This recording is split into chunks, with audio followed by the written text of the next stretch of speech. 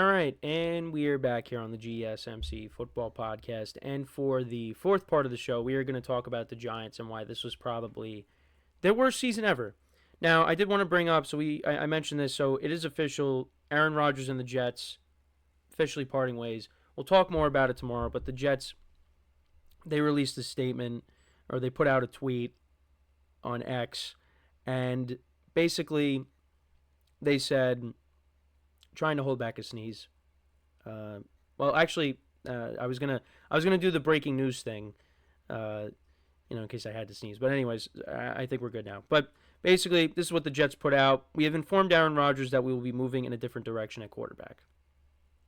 So we'll get into more of that tomorrow, and kind of just give an overview on Aaron Rodgers' time as a Jet and how that went. Just like the Giants here, disappointment. That's all I have to say. So, let's talk about the Giants. The Giants, now you got to remember, I talked about this yesterday when I was trying to work through the technical difficulties, so we're going to talk about it again. And, yeah, the Giants, this probably was their worst season ever because of everything, not just on the field, but off the field. The off the field stuff, the hard knocks. Hard Knocks was the beginning because you got to see how the Giants handled their business behind closed doors. And the other thing, too, is I actually liked how the Giants handled some things. What their plan was to build the offensive line, to build the defensive line. They weren't going to overpay for a running back. I was okay with that. But looking back on it, yeah, I mean, they definitely disrespected Barkley. They didn't value him like they probably should have. And those clips on Hard Knocks are going to haunt this team forever. They're not going anywhere. They are not going anywhere. Especially with what just happened in the Super Bowl. So you had Hard Knocks. I also think another embarrassing moment too was the fact that they unretired a number to give to Malik Neighbors, who had never stepped on a football field yet, on a professional football field yet, on an NFL field, played in an NFL game. Sorry, I got to be really specific because, yeah, he's great in college. He's been playing football his whole life. But a guy that has never played a snap in the NFL, and you unretired someone's number, and Ray Flaherty, and you gave it to someone that he could be a bust. Now, Neighbors is not going to be a bust. So far, rookie season went great. With everything that happened, changes at quarterback, he was still able to put together a solid rookie season. But I thought that was a little embarrassing. Because you retired a number. You don't unretire a number. That's the whole point of retiring it. You retire it, and it's put away. But they didn't do that. And then, opening day, week 1, I was there. I was there for this. They got embarrassed by the Vikings. Embarrassed. In those uniforms that they wore. Those throwback uniforms that they wore. Because I wanted to see what they looked like in person. They got embarrassed.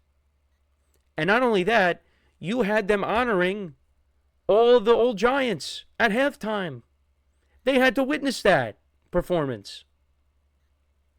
So there's that. And then, hey, they won on the road against the Browns, which at the time you thought, hey, that was a good win against the Browns. Browns ended up being just as bad as the Giants were. They won a game in Seattle, which I still don't know. How did they win that game? How did they win in Seattle? Makes no sense. So then I thought, all right, maybe they could do something here. Not make the playoffs, but just have somewhat of a respectable record. That did not happen. Everything went downhill after that. And then they benched Daniel Jones. They ended up releasing him. And Tommy DeVito and Drew Lock ended up finishing out the year. Giants ended up winning a game against the Colts that they had no business winning. And I think it's more of an indictment on the Colts. How the heck did you not show up for this game? You still had a chance to make the playoffs.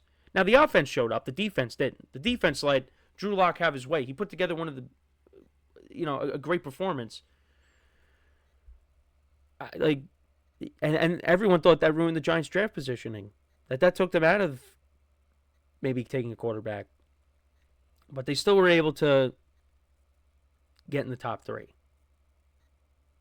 They got in the top three, and the Titans and the Browns. We'll see what they end up doing. But the Giants had an opportunity to have the number one overall pick, and they lost it by winning that game. Now, players are not going to tank, but that's what the fans really wanted.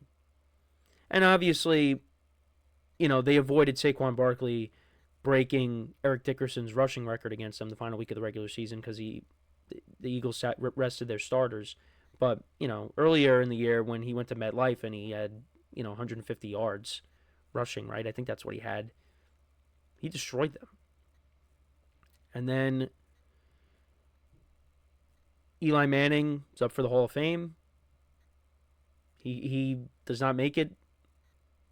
Will not be a first ballot Hall of Famer.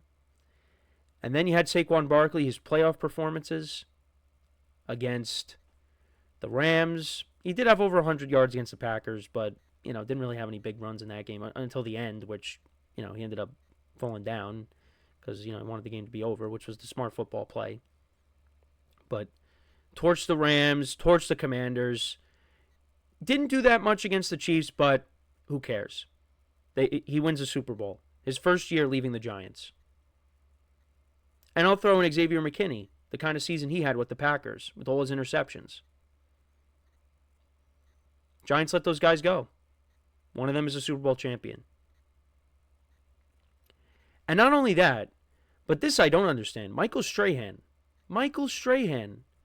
was waving an Eagles flag. What?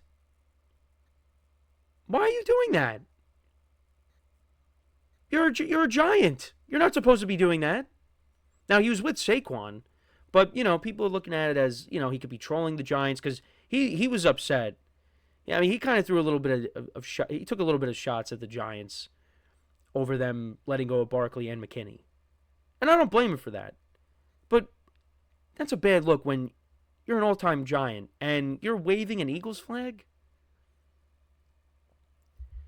So, yeah, this was, and on top of that, they kept Brian Dable, they kept Joe Shane. Not good. Not good. And who knows when it's going to get better. Who knows? But it's just nothing went right for the Giants this year.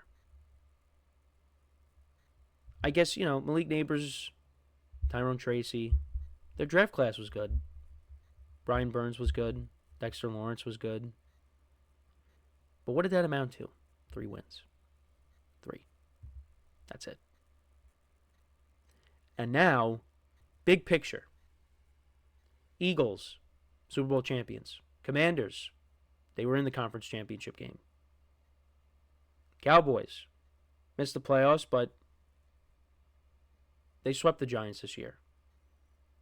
You figure they're going to, they're going to be back next year. Healthy Dak, healthy CeeDee Lamb, healthy defense.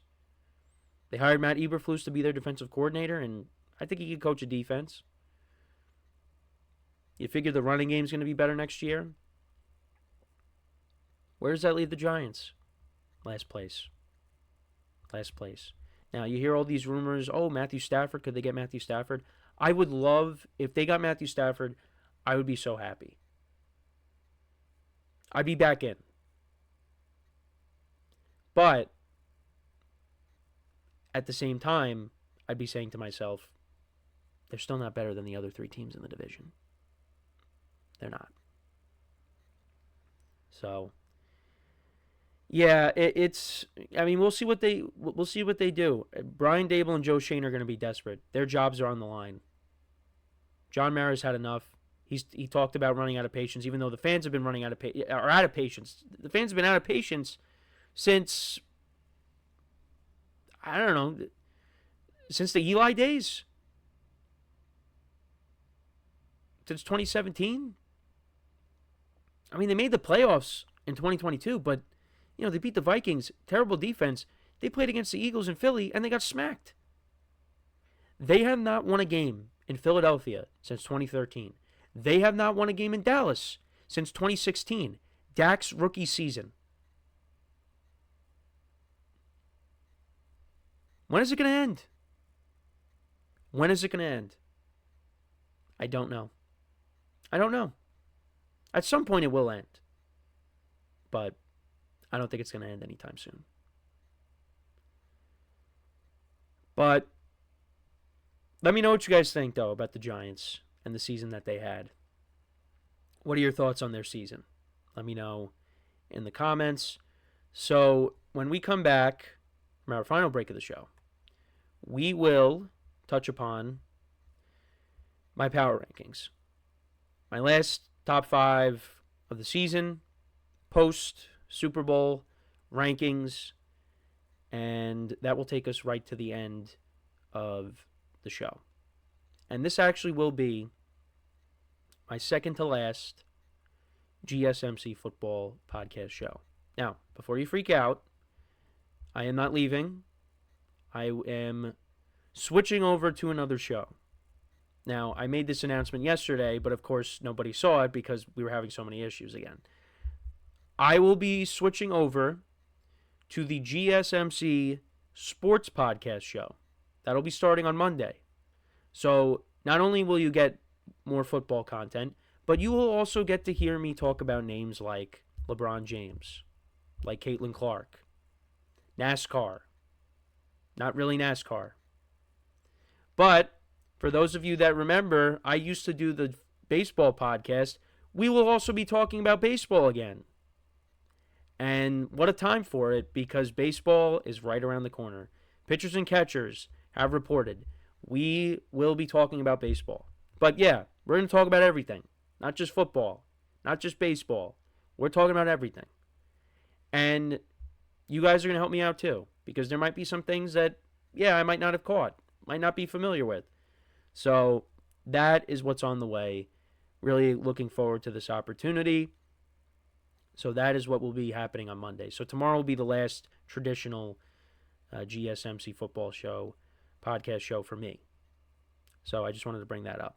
So yeah, we're going to take our final break. I know I wanted to save that for the end, but I wanted to say it now. But we'll talk about my power rankings when we come back. So stick around for one final time today, and we'll be right back here on the GSMC Football Podcast.